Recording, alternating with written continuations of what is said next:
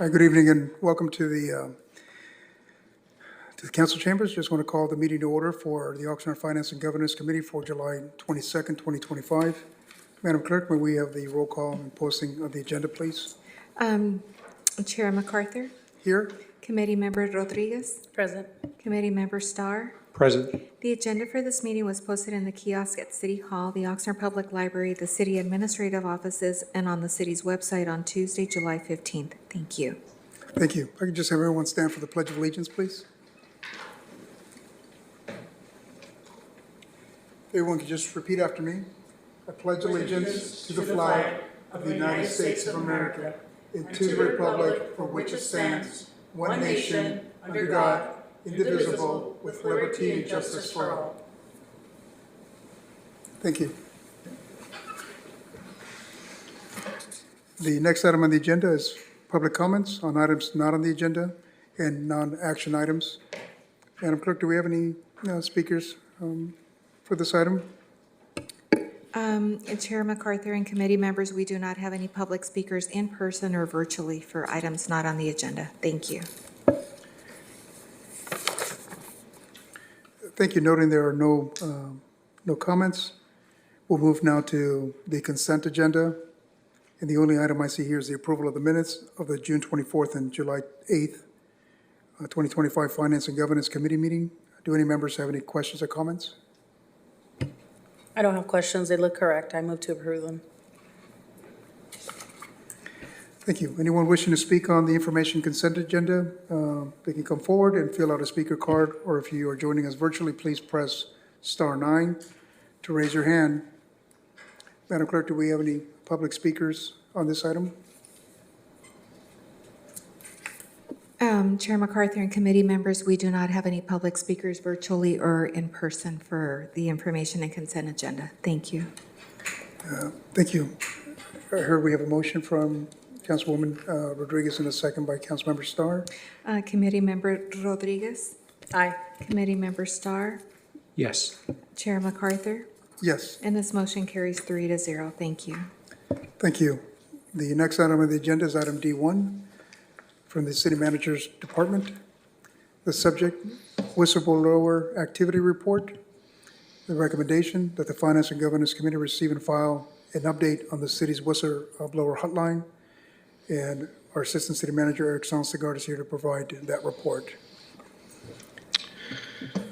Good evening, Mayor MacArthur, Committee Member Rodriguez, Committee Member Starr, Eric Sansegaard, Assistant City Manager. Always my pleasure to present in front of you. Before I get started, I thought I just wanted to acknowledge real quickly Annie Jensen, one of the project managers in our city manager's office. You may have remembered she is the one that generally gives this report, but she is off with her beautiful newborn baby girl. So we're very happy for her and hope her and her family are doing well. So we hope to have her join us at the end of the summer, but we're powering through without her. So as it pertains to the whistleblower activity report, there was one item I wanted to just briefly touch on. It. In reviewing this item this morning in my binder, I noticed in the staff report under whistleblower activity report, while it references 11 reports, at least on my copy, it only listed 10 of them in the table.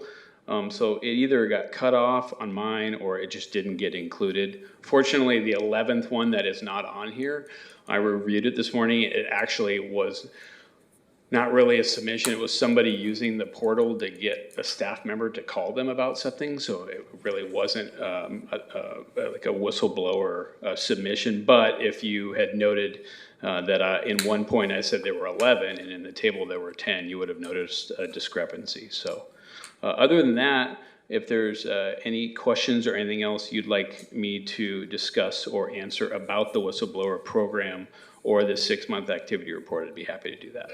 Yeah, sure. We'll go to Councilmember Starr. I think he's got a few questions. Yeah, minor ones. So what I'm curious about is, for example, in the case where you have fraud or violations of laws, regulations, policies and procedures, what do we do with that? I noticed in the fraud case it said it was deemed non-fiscal or city related. And I find it odd that somebody would talk to us about fraud that had nothing to do with the city. Yeah, no, that's a very good question. So these categories are the drop-down categories within the whistleblower portal. So I think there's about 10 or 12 different categories, and they just get put in. So they might not always be perfect, assessments of what it is, but for the most part, they are.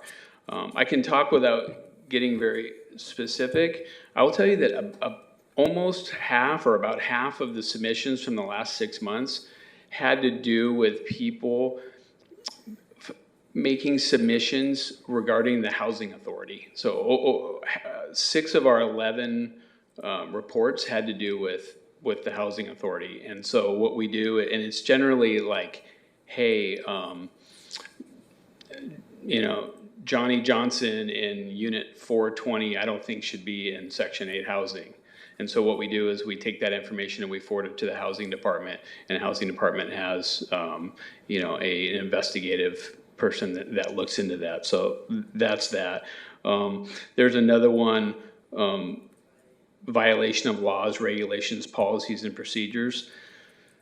This one just happened to be somebody that went on our whistleblower portal and just submitted a very racist and bigoted rant about everything going on in Oxnard. So we read it, we take it into account, but there's really no follow-up, but that's what it got categorized as violation of laws. So I recognize that if you look at the genesis of this program and the purpose of a whistleblower program, certainly the fraud category and the violation of laws, policies, and procedures category would probably the one that would pique someone's interest. So whenever those come in, I'm very interested to see what they are. Almost 100% of the time, I'm underwhelmed. They're just not what I thought they were going to be. So, Go ahead, Mr. Fisher. If I can add to that, another common submittal through the hotline are, people use it sometimes as a 311 kind of reporting line. We get complaints about neighbors with code compliance issues, things like that. So if they don't, so when the internal auditor looks at these, screens them, if they do not actually involve governmental misconduct, that level of activity, then they pass them through to us, and we distribute them to the appropriate department. Sometimes they're not even within the city of Oxnard. Sometimes somebody is complaining about something outside of the city's jurisdiction, so or perhaps a school district or something like that, and we will forward those on to the applicable agency. yeah, a good example, we had one this 6 months where somebody had an unpleasant interaction with a vendor that we use, a company in Oxnard, and so they filed a kind of a customer service complaint through our whistleblower hotline, saying, hey, this person at this place was rude to me, and I didn't think they treated me unprofessionally, and yada, yada, yada. So I took that complaint and got with our department that handles the contract for that vendor and made sure that they met with that company and made sure they dealt with it and made sure they know that, hey, if you're going to be a vendor of ours, that we expect there's going to be some level of customer service and professionalism. So that's one example. Yeah, good. Any other questions? Yeah, so I'm curious. So I assume we must be promoting this service, this avenue on our website somewhere? Is that how people are finding it? Yes. Yeah, it's on our website. It is, it goes out in our employee quarterly. I don't know if they're quarterly or monthly, but HR sends out employee HR emails. So there's information about that. It's included in the new employee orientation. So it's included in every new employee's onboarding packet. It's in all of our workspaces, like our break rooms in all of our city. And like I said, the new employees are reminded about it at our quarterly HR orientations. Okay, so for the calls we do get, I guess, are most of the public, or most of them are the city employees, or? Well, by definition, we wouldn't know that if just anecdotally, I would suggest based on me reading and consuming almost all of the submissions since January, they appear to be not employees. They appear to be outside people. But again, I would say like the foundation of a whistleblower program would be that I wouldn't know the answer to that. So yeah, hope that addresses your question. Perhaps not in this reporting period, but in the past, I've noticed that sometimes employees will bring kind of HR-related matters up through the whistleblower hotline. And those, as long as they're not fiscal-related, get forwarded on to HR for action. Yeah. And do we have any sense, have we ever, I guess, gauged the comfort levels of employees in using this service? I recall a long time ago, and I don't want to say who, but it was mentioned to me that just a level of discomfort of actually using the service, like they didn't trust it. And I'm wondering, I assume that that's an isolated incident, but I have no way of determining that based on just this anecdote. Is there any sort of survey that we have done or could do for our employees? Ask them, do you feel comfortable using this service to report something that's wrong? Yeah. So I'm not aware that a survey has been done. I will tell you from just working here and other places in my 35 years in local government, I often hear that we're afraid to say anything, and that's kind of counterbalanced by my actual experience of people seem to complain about everything, and so there's probably some like happy medium there where they perhaps some people say they're not comfortable reporting stuff, but then they're over-reporting other things. So.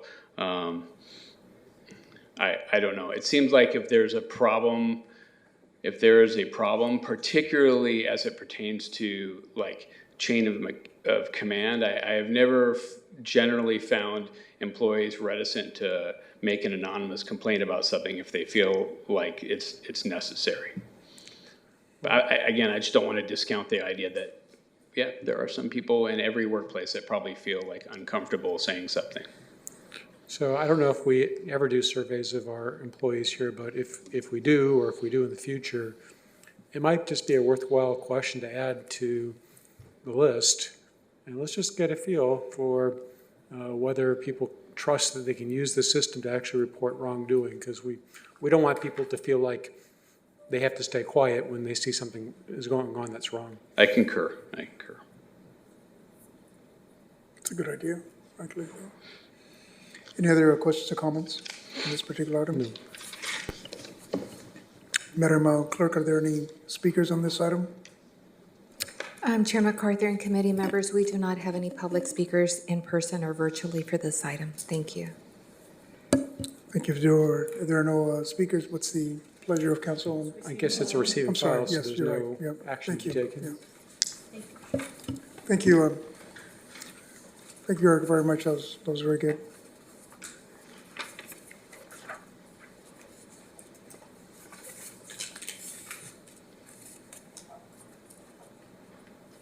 Items for future agendas. Thank you. Just let me get this thing out of my eye. Are there any, before we adjourn the meeting, is there any items for future, like for the future agenda? Anything? Not for No? me.